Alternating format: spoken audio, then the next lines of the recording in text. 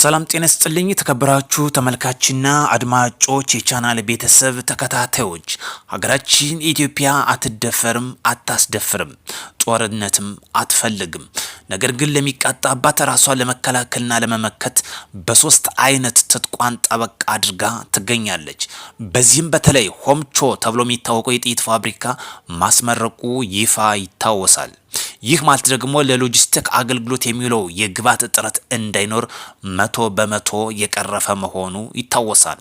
አሁን ደግሞ የሜካናይዜሽን የጦር መሳሪያዎችን በማዘመንና በማሻሻል ወደ ግዳጅ ቀጠና መላኳ ይታወሳል። ቀሪውም በዛሬው ዕለት ግን ወደ ግዳጅ ቀጠና ተልኳን። ያ ማለት ደግሞ ለጦርነት እየገባ መሆኑ ለሸኔ ለፋኖ ለህወሓት እየገባ መሆኑ አይደለም። እንደ ሀገር ለሚቃጣባት የሜካናይዜሽን የጦር መሳሪያዎችን በማዘመንና በማሻሻል በሎጂስቲክ በሆኑ ከፍተኛ በተደረገለት የማሻሻያና የማዘመን ስራው ከተጠናቀቀ በኋላ ቀጥታ ወደ ቡሬ ግንባር በሚገኙት በተለይ በሻዕቢያ እንዲሁም በሱዳን ለሚቃጣባቸው ማንኛውም በተጠንቀቅ ላይ መሆኑን ያመላክታል። እንዲሁም በድሮን ትጥቅም ደግሞ ይታወሳል። ስካይዊን የተባለው የድሮን ማምረቻ ፋብሪካ በጠቅላይ ሚኒስትር ዶክተር አብይ ይፋ ከተደረገ በኋላ በከፍተኛ ቁጥር ባለው መልኩ እያመረተ ይገኛል። በዚህ ከፍተኛ የሆነ ሚናውን ከሚጫወቱት የአየር ኃይል አንዱ ስካይዊን የተባለው የድሮን ፋብሪካ ማምረቻ አሁን በቅርብ ቀን ወራቶች ውስጥ ከተመረቀ በኋላ አሁን ከፍተኛ ሚናውን እየተጫወተ ይገኛል።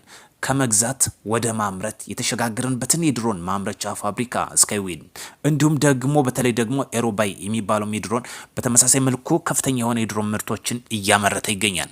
ከዚህ በፊት እናስተውሳለን ከ2 ዓመት በፊት ከፍተኛ የሆነ ድሮኖችን ከውጭ እየገዛ ነበረ። አሁን ግን በራሳችን አቅም በማምረት ትጥቃችን ጠበቅ አድርገናል።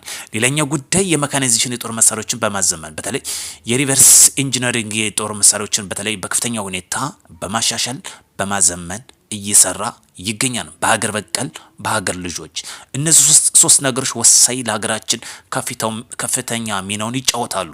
የድሮን ፋብሪካ ማምረታችን እንዲሁም ደግሞ የጥይት ፋብሪካዎችን ማምረት መቻላችን። ሌላኛው ጉዳይ ደግሞ የሜካናይዜሽን የሚወሉትን የሎጂስቲክ የማዘመንና የማሻሻያ ስራዎች በተለይ በመከላከያ ሎጂስቲክ ዋና መምሪያ ዝግጅት ማዕከል የሰሩ የሪቨርስ ኢንጂነሪንግ ስራዎች በከፍተኛ ሚና እየተጫወተ ይገኛል። ሀገራችን አቅሟን በከፍተኛ ሁኔታ አሻሽላለች። የሰፈር ምጮት ተመለሱ ለማለት ያክል እንጠይቃለን። በሰፈር በምታደርጉት ጩኸት የክልሉን ኢኮኖሚ ከማውደም ውጭ የሚመጣ ለውጥ አይኖርም። ከዚህ ጋር አያይዘን ሌላኛው ጉዳይ ከምንመለከትበት ኢትዮጵያ ባዘጋጀችው 9ኛ የአየር ኃይል ትርኢት ለመሳተፍ በርካታ ሀገሮች ይሳተፋሉ። በተለይ የራሻ የቻይና እንዲሁም ደግሞ ሌሎች ሀገሮች በተለይ በቅርቡ እንደሚገቡ ይጠበቃል። ሰሞኑን ከገቡት በተለይ ኢትዮጵያ ከፍተኛ ጦርነት በሚካሄደው የጥቁር አንበሳ የኢትዮጵያ አየር ትርኢት ተሳታፊ ሀገራት ውስጥ የፓኪስታን፣ የጣሊያን፣ የሩሲያ፣ የዱባይ መግባታቸው እንዲሁም የአየር ንብረት ትውውቅ ለማድረግ ቀደም ብለው ገብተዋል።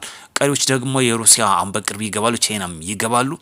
ጥር ላይ የሚካሄደው የአየር ትርኢት እንግዲህ ተሳታፊ እንደሚሆኑ እየተገለጸ ይገኛል ማለት ነው።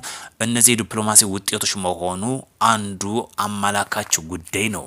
ውድ የቻናል ቤተሰብ ተከታታዮች ሰላም ለሀገራችን ያድርግ። ጽንፍና ጦረኝነት ለማንም አይጠቅምም። ሀገራችን በሰለጠነ መልኩ እና ዲፕሎማሲ እና ህጋዊ ጥቅማችን የሚያስከብረን መልኩ በሆነ የባህር በርና የቀይ ባህር እየጠየቀች ትገኛለች። የቀይ ባህር ለኢትዮጵያ ምን አንድምታስ አለው? የበላይነትን ለማሳየት አይደለም፣ የህልውና ጉዳይ ነው። ከቀይ ባህር የምታገኘው ጥቅም የተነጠቀችበት ነው። የዓለም መስመር የሆነው የቀይ ባህር ከዓለም መስመር ከምታገኘው ገቢ የተነጠቀችበትን ጉዳይ በአጽንኦት እየሰራች ትገኛለች። ቀረጥ ስንቶቻችን እየከፈልን እንገኛለን። የራሳችን ተነጥቀን ግን በቀረጥና በወደብ እጦት እንዲሁም በወደብ ኪራይ ዋጋ እያስከፈለን ይገኛል።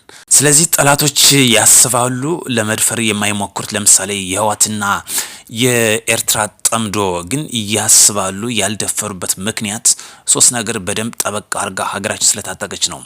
የድሮን ስለታጠቀች ነው። በተለይ ሆምቾ የጥይት ማምረቻ ፋብሪካ የሚያስፈልጋትን የሎጂስቲክ አቅርቦት እጥረት እንዳይከሰት በከፍተኛ ሁኔታ አቅርቦት ስላላት ነው። በተለይ የሆምቾ የጥይት ማምረቻ ፋብሪካ የመድፍ ተተኳሽ ዲሽቃ ተተኳሽ እንዲሁም የተለያየ የታንክ ተተኳሽ ማምረት የሚችል ነው። ስለዚህ የታንክ የመድፍ የክላሽ የዲሽቃና እነዚህ የምንላቸውን በሙሉ ተተኳሾችን ማምረት የሚችል ነው። ስለዚህ የአቅርቦት እጥረት የለም። ኢቨን እንኳን ልንገራቸው አንድ ነገር ለፋኖ እያመረተ እየሰጠ እንኳን ተዋጋ አሸንፍ ቢሉት አያሸንፍም። ለሸኒ እየሰጠ ተዋጋ ብሎ ቢሉት አያሸንፍም። ማሸነፍ አይችልም። እንኳን እየዘረፈ የገዛ በሚያደርገው ሀገርን አሸንፋሉ ማለት አይታሰብም።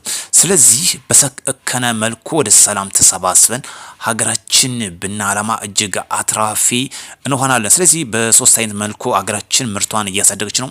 በጥይት የማምረት ፋብሪካ እንዲሁም ደግሞ በድሮን፣ ሌላኛው ደግሞ በሎጂስቲክ የሚያስፈልጉትን አሁን በከፍተኛ ሁኔታ እያመረተች እየታጠቀች ይገኛል። የሜካናይዜሽን ማሻሻያዎችን እያዘመነች ይገኛል። አዛ በላይ ደግሞ እጅግ በሚለው ፈጣን ተዋጊ ጀቶችንም እየገዛች እየታጠቀች ነው። ስለዚህ ውድ ቻናል ቤተሰብ ተከታታዮች በተለያየ አቅጣጫ በሀሳብ ልዩነት ጫካ ያላችሁ አይጠቅምም፣ አያዛልቅም። ወደ ሰላም ተመለሱ። ሰላም ለሀገራችን ያድርግ።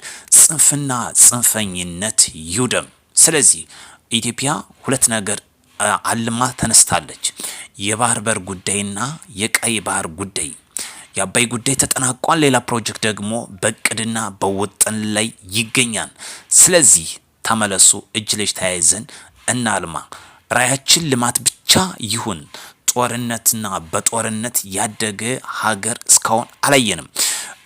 አለመታደል ሆነ አፍሪካኖች ብዙ ጊዜ በጎሳ በብሔር እየተራመስን እስካሁን ድረስ በድህነት አንቋር እንገኛለን። በተለይ አፍሪካ። ለዚህ ደግሞ አንዱ እኛ ራሳችን ነን በስም ብሔር እየነገደ የምንገኘው። ስለዚህ ይብቃ፣ ዘረኝነት ይብቃ፣ ብሔርተኝነት ይብቃ፣ ሰላም ይስፈን፣ እድገታችን እናፋጥን። የሚያስፈልገው ይህ ብቻ ነው። በጦርነት ደግሞ የምታመጡት ለውጥ የለም። ከጅምሩ የሚታወቅ ጉዳይ ነው። ስለዚህ ሰሞኑን በርካቶች የመንግስት የሰላም ጥሪ ተቀብለው እየገቡ ይገኛሉ። ለዚህ ደግሞ አንዱ እጅግ ደስ የሚልና የሚበረታታ ጉዳይ ነው። በዛሬው ዕለት በተለይ በመተማ ጋዚብላ ተብሎ በሚታወቀው ቀጠና ላይ በተወሰደው ህግ የማስከበር ዘመቻ 2 ተሽከርካሪዎችን ማስመለስ መቻሉ ተገልጿል። ቀሪው ደግሞ እየገባ ይገኛል። በርካቶች በታንትሮት ገብተዋል። በተለይ በጎጃም በቡሬ ሲንቀሳቀሱ የነበሩ ጃቢ ጠና ሲንቀሳቀሱ የነበሩ ዛሬ ደግሞ ህግ የማስከበር ዘመቻ በመተማ ጋዚብላ ወረዳ ተብሎ በሚታወቅ ቀጠና ህግ የማስከበር ዘመቻ በተወሰደው 2 ተሽከርካሪዎችን በምርኮኛ መልኩ ማስጣሉ ነው የተገለጸው።